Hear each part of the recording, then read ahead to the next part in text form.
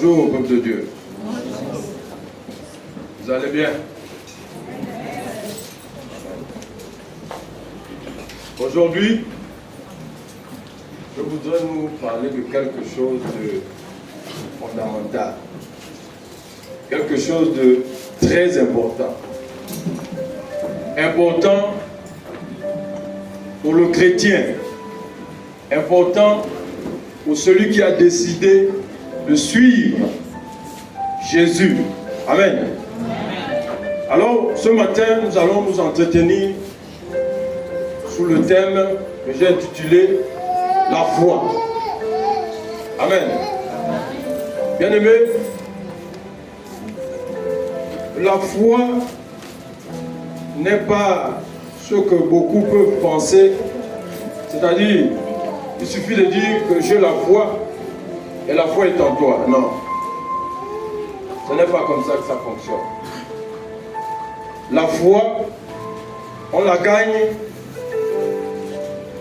selon les principes bien établis par Dieu. Amen. Et sans la foi, tu ne peux rien du tout. Amen.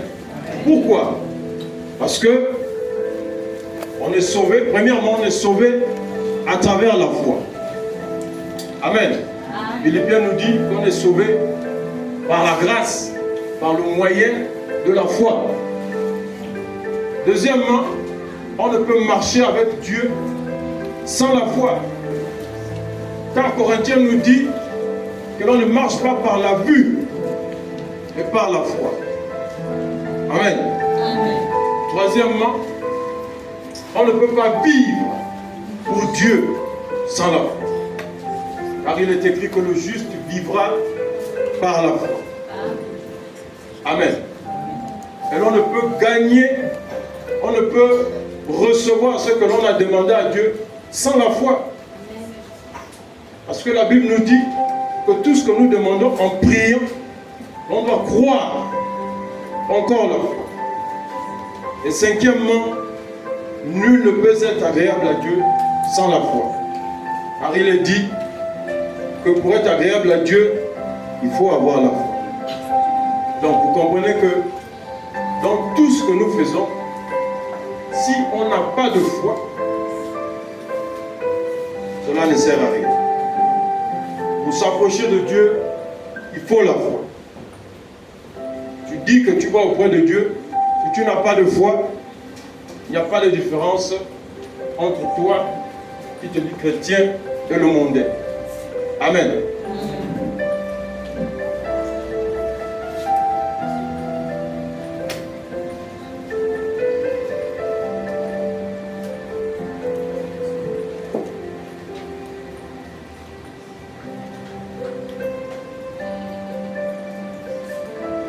Alors, comme je disais, la foi est l'un des éléments clés pour s'approcher de Dieu. Élément clé. Amen. Nous allons ouvrir nos Bibles dans Hébreux. Le livre de Hébreux, au verset 11.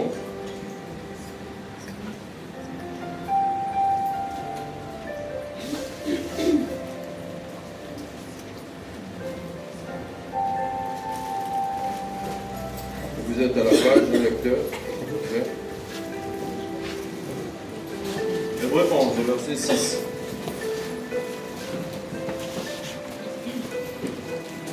Hébreux 11, verset 6, il dit dans la parole de Dieu: Or, sans la foi, il est impossible de lui être agréable. Car il faut que celui qui s'approche de Dieu croit que Dieu existe et qu'il est le rémunérateur de ceux qui le recherchent. Amen. Amen. Asseyons-nous. Vous voyez, comme je disais, la foi est l'élément clé pour s'approcher de Dieu. Sans la foi, il est impossible de s'approcher de Dieu. Il est impossible d'être agréable à Dieu. La foi, c'est tout simplement mettre sa confiance en Dieu. C'est-à-dire, peu importe ce qui se passe, peu importe ce que tu entends, peu importe ce que tu vois, toi, ta confiance, c'est en Dieu. Et c'est ça la foi. Aujourd'hui, nous allons comprendre comment gagner cette foi. Parce qu'il ne suffit pas de dire, oui, j'ai la foi. Tu dis, tu as la foi.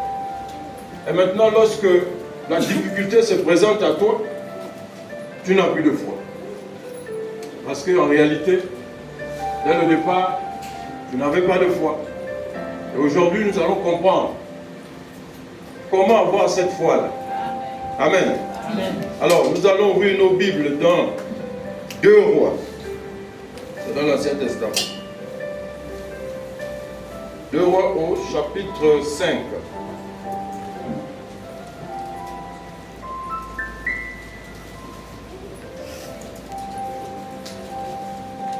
Le roi au chapitre 5, au verset 1 à 14.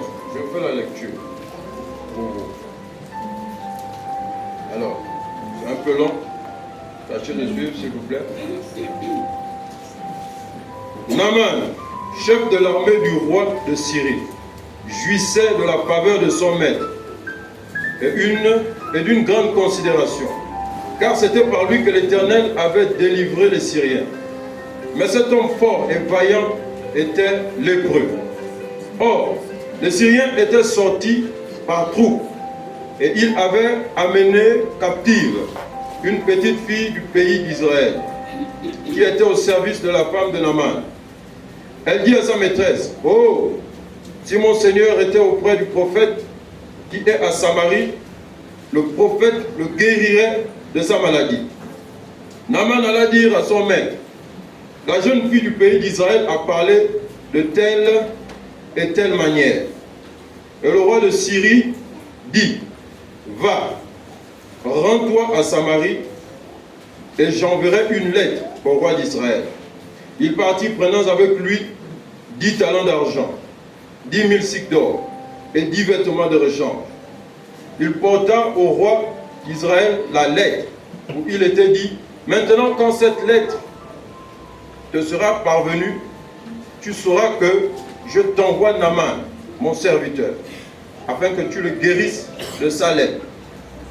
Après avoir lu la lettre, le roi d'Israël déchira ses vêtements et dit: Suis-je un Dieu pour faire mourir et pour faire vivre, qu'il s'adresse à moi afin que je guérisse un homme de sa lèpre? Sachez donc et comprenez qu'il cherche une occasion de dispute. Lorsque Élisée, l'homme de Dieu, apprit que le roi d'Israël avait déchiré ses vêtements, il envoya dire au roi: Pourquoi as-tu déchiré tes vêtements? Laisse-le venir à moi, et il saura qu'il y a un prophète en Israël. Naaman vint avec ses chevaux et son char, et il s'arrêta à la porte, à la maison d'Élisée. Élisée lui fit dire par un messager: Va, et lave-toi 7 fois dans le Jourdain, ta chair deviendra saine, et tu seras pur. Naaman fut irrité, et il s'en alla et disant: Voici, je me disais qu'il sortira vers moi et il se présentera lui-même. Il invoquera le nom de l'Éternel son Dieu et il agitera sa main sur la place et guérira le lépreux. Les fleuves de Damas, l'Abana et le pare-pas ne valent-ils pas mieux que toutes les eaux d'Israël? Ne pourrais-je pas m'y laver et devenir pur? Et il s'en retournait et partait avec fureur. Mais ses serviteurs s'approchèrent pour lui parler. Et ils dirent, mon père, si le prophète t'eût demandé quelque chose de difficile, ne l'aurais-tu pas fait? Combien plus dois-tu faire ce qu'il a dit? Lave-toi et tu seras pur. Il descendit alors et se plongea 7 fois dans le Jourdain, selon la parole de l'homme de Dieu, et sa chair redevint comme de la chair d'un jeune enfant, et il fut pur. Amen. Amen. Vous voyez cette histoire?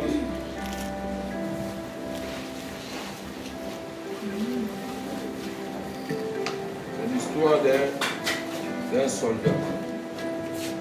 soldat syrien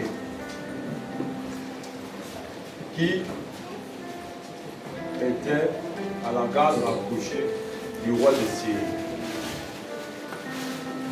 Et certainement, ils étaient à l'aise, ils étaient dans l'opulence, mais il était malade.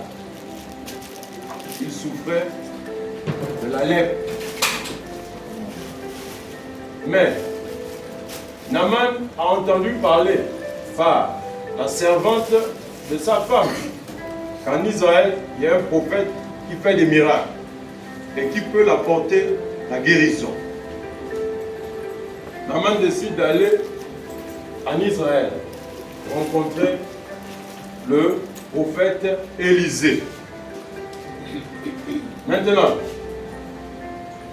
Naaman arrive chez Élisée et Élisée fait dire à Naaman par un serviteur, par son messager, va dire à Naaman d'aller se jeter 7 fois dans le Jourdain et il sera guéri. Maintenant, le problème,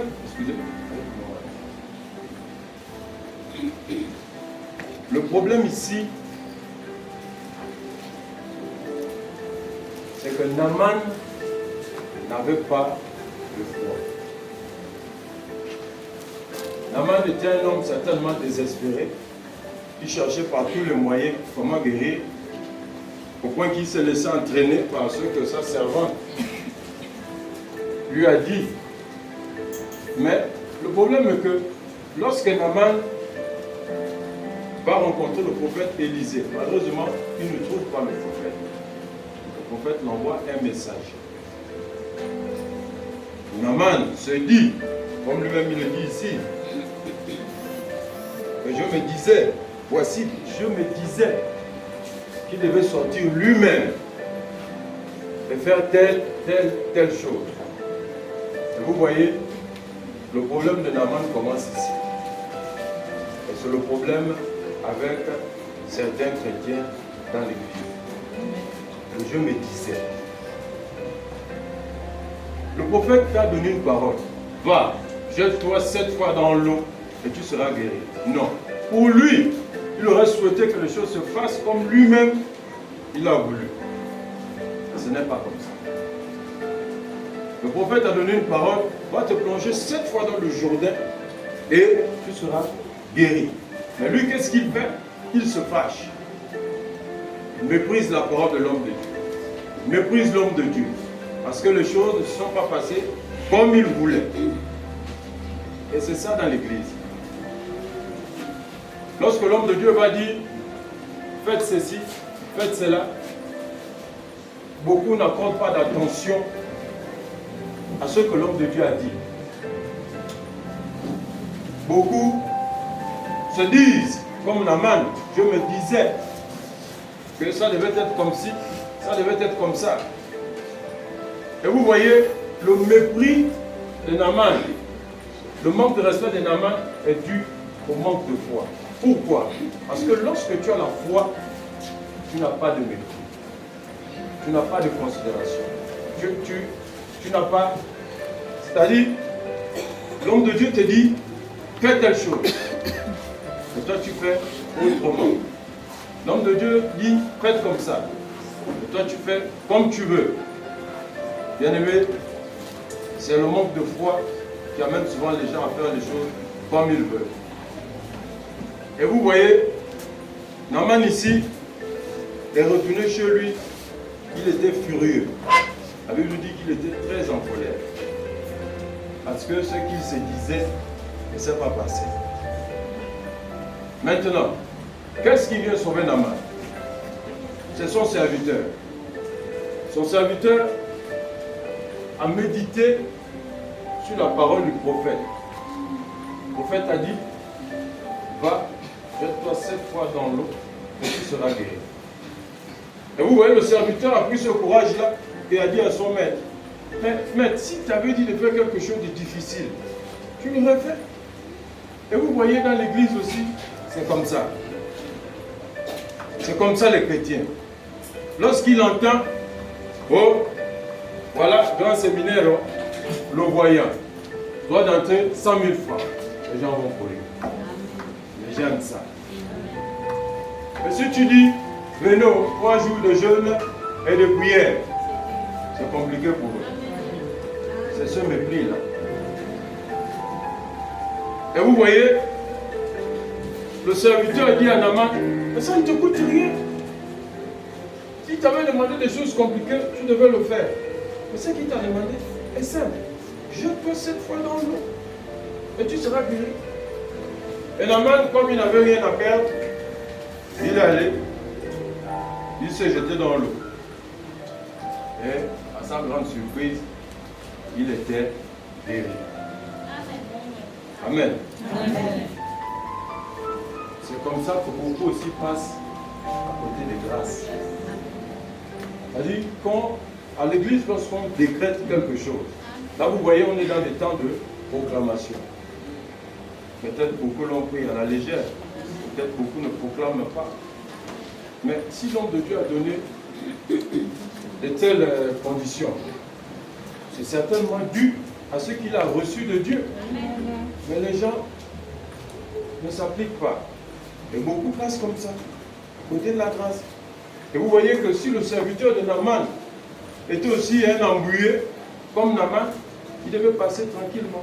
Or, la parole qu'Élisée avait déclarée était déjà accomplie. Hein. Elle était déjà dans le Jourdain. Il fallait tout simplement que Naaman arrive, il se plonge et il était guéri.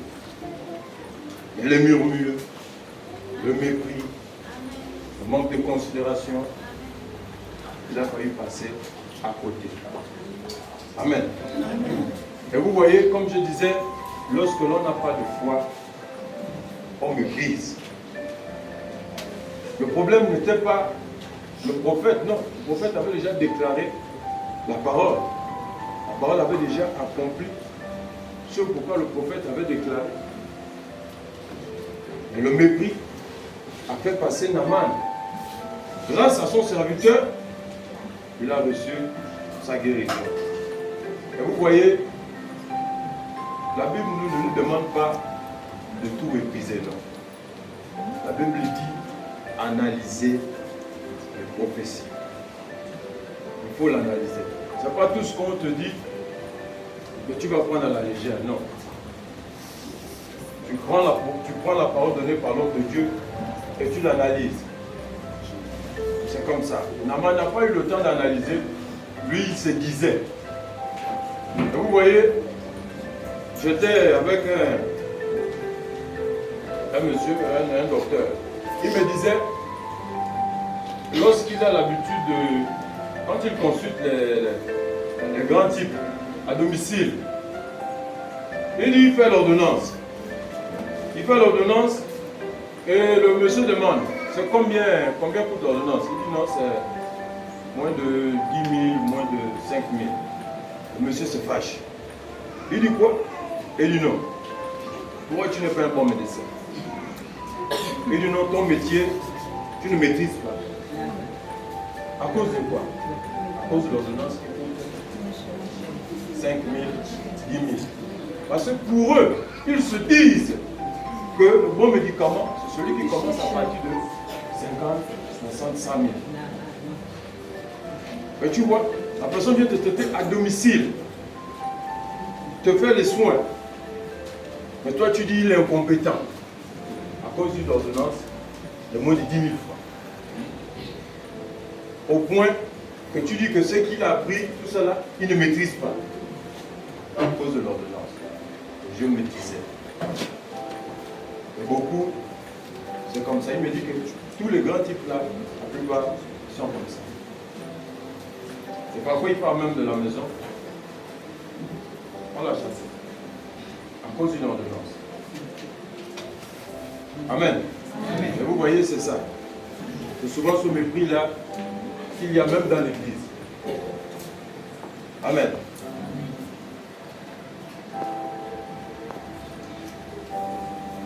Luc.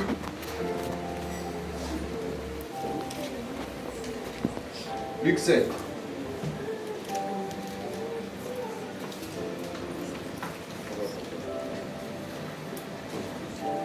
Luc 7, 1 à 10. Je lis la parole de Dieu. Écoutez bien. Après avoir achevé tous ces discours devant le peuple qui l'écoutait, Jésus entra dans Capernaum. Un centenier avait un serviteur auquel il était très attaché et qui se trouvait malade, sur le point de mourir. Ayant entendu parler de Jésus, il lui envoya quelques anciens, des Juifs, pour le prier de venir guérir son serviteur. Ils arrivèrent auprès de Jésus et lui adressa d'instantes supplications, disant: il mérite que tu lui accordes cela, car il aime notre nation et c'est lui qui a bâti notre synagogue. Jésus étant allé avec eux, n'était guère éloigné de la maison, quand le centenier envoya des amis pour lui dire: Seigneur, ne prends pas tant de peine, car je ne suis pas digne que tu entres sous mon toit. C'est aussi pour cela que je ne me suis pas cru digne d'aller en personne vers toi. Mais dis un mot, et mon serviteur sera guéri. Car moi, qui suis soumis à des supérieurs, j'ai des soldats sous mes ordres. Et si je dis à l'un, va, il va. Et à l'autre, viens, il vient. Et à mon serviteur, fais cela, et il le fait. Lorsque Jésus entendit ces paroles, il admira le centenier. Et se tournant vers la foule qui le suivait, et il dit, je vous le dis, même en Israël, je n'ai pas trouvé une aussi grande foi. De retour à la maison, les gens envoyés par le centenier trouvèrent guéri le serviteur qui avait été malade. Amen. Amen. Vous voyez, cette histoire est à peu près similaire à celle de Naaman. Le centenier romain avait son serviteur qui était malade. Et vous voyez, il a envoyé d'abord des amis à dire à Jésus de prendre pitié, de venir chez lui pour guérir son serviteur. Mais à un moment donné, il dit non. L'homme là, il est trop bon. Je ne suis pas digne qu'il vienne chez moi. Et qu'est-ce qu'il fait? Il dit, il envoie un autre serviteur, il dit, va dire à Jésus de ne pas venir chez moi, parce que je suis indigne. Il n'a qu'à dire seulement un seul mot, et mon serviteur va être guéri. Où est la différence avec Naaman? C'est que le centenier ici, lui, il a désiré la parole. La parole que Naaman, de l'autre côté là-bas, a méprisée, a rejetée. Comme je vous disais, pourquoi? Parce que le centenier, lui, il a cru en qui était Jésus. Mais Naaman n'a pas cru au prophète.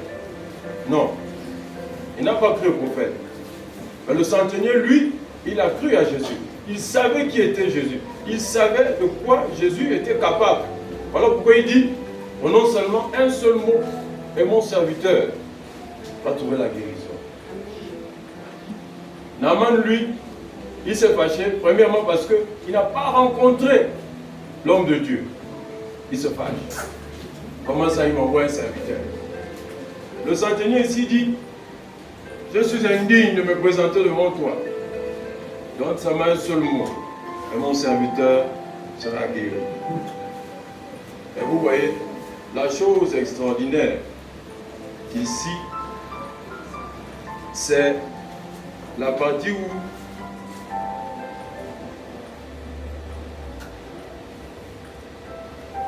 au verset 8, écoutez, il dit, car moi qui suis soumis à les supérieurs, j'ai des soldats sous mes ordres. Et j'ai dit, à l'un, va, il va. Et à l'autre, viens, et il vient. À mon serviteur, fais cela, et il le fait. Écoutez Jésus. Au verset 9, Jésus est étonné. Lorsque Jésus entendit ces paroles, il admira le centenier. Et se tournant vers la foule qui le suivait, il dit, je vous le dis, même en Israël, je n'ai pas vu une si grande foi. Pourquoi Jésus est étonné? Pourquoi Jésus est étonné de ce centenier-là? À cause du raisonnement du centenier. Écoute ce que le centenier dit. Il dit, moi, j'ai des gens qui sont soumis à moi. C'est-à-dire, un exemple, Lionel est soumis à moi. Si je dis à Lionel, donne-moi de l'eau, il va m'apporter de l'eau. Lionel ferme la porte. Lionel ferme la porte. Parce que Lionel obéit à ce que moi je lui ai dit de faire. Vous voyez? Ça, c'est ce que le centenier explique à Jésus dans son raisonnement. Et Jésus est étonné. Et il dit, je n'ai jamais vu une telle foi en Israël. Cela veut dire quoi? Le centenier était en train d'expliquer à Jésus que, vu que moi, j'ai des gens qui sont soumis à moi, la parole qui sort de ta bouche là est soumise à toi. Donc, déclare seulement, elle va se soumettre à ce que toi, tu lui as ordonné de faire. Tu vois? Et quand Jésus écoute ça, il est étonné, il regarde ses apôtres, il dit non, je n'ai jamais vu une telle foi. Parmi vous les chrétiens, je n'ai pas vu un tel raisonnement. Est-ce que tu vois? Et c'est la même chose avec Naaman. Le prophète a déclaré la parole. La parole était déjà accomplie. Pas tout simplement tu te plonges dans l'eau et tu es guéri. Mais non. Il a boudé la parole. Or, le centenier avait compris la puissance de la parole déclarée par Jésus. Regardez. Allons à Ésaïe. Ésaïe 55, un lecteur. Ésaïe 55, au verset 11. Tu vas comprendre. Tu vas comprendre ce que le centenier est en train d'expliquer à Jésus.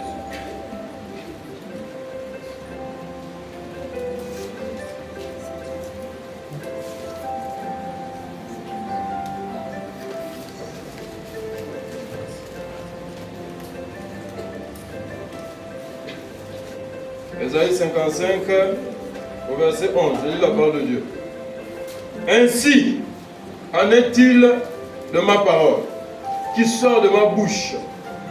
Elle ne retourne point à moi sans effet, sans avoir exécuté ma volonté et accompli mes desseins.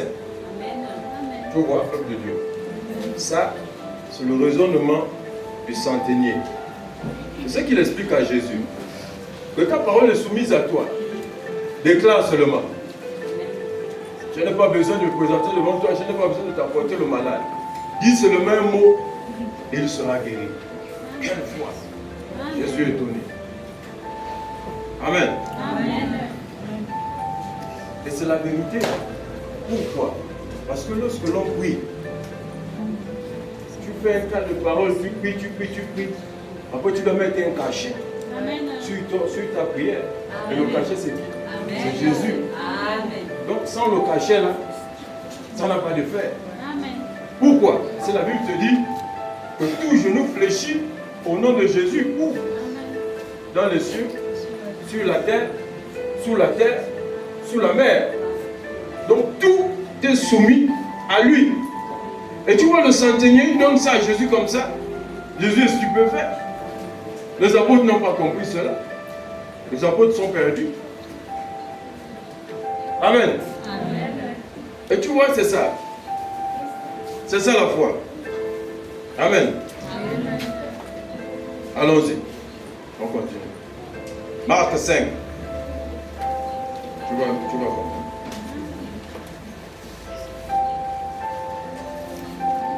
Marc 5 au verset 24 à 34. Verset 25 à 34. J'ai eu la parole de Dieu. Or, il y avait une femme atteinte d'une perte de sang depuis 12 ans.